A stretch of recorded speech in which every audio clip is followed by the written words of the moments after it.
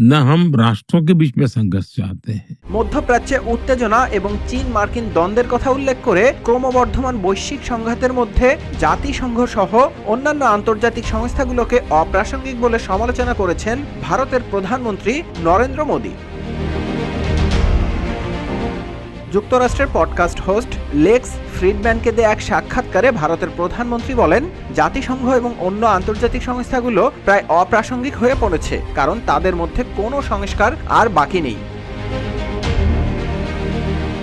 এছাড়া ভারতের প্রধানমন্ত্রী আরও বলেন, যেসব আন্তর্জাতিক সংস্থা তৈরি হয়েছিল সেগুলো প্রায় অপ্রাসঙ্গিক হয়ে পড়েছে, সেগুলোতে কোনো সংস্কার নেই। জাতিসংঘের মতো প্রতিষ্ঠান তাদের ভূমিকা পালন করতে পারছে না। বিশ্বের যেসব মানুষ আইন কানুনকে গুরুত্ব দেয় না, তারা সব কিছু করছে, কেউ তাদের থামাতে পারছে না।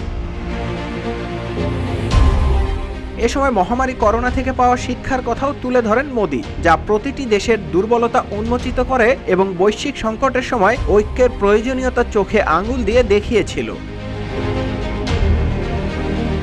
গত বছর নরেন্দ্র মোদি জাতিসংঘের সামিট অব দ্য ফিউচারে তার ভাষণে পরিবর্তনের জন্য একটি স্পষ্ট আহ্বান জানিয়েছিলেন।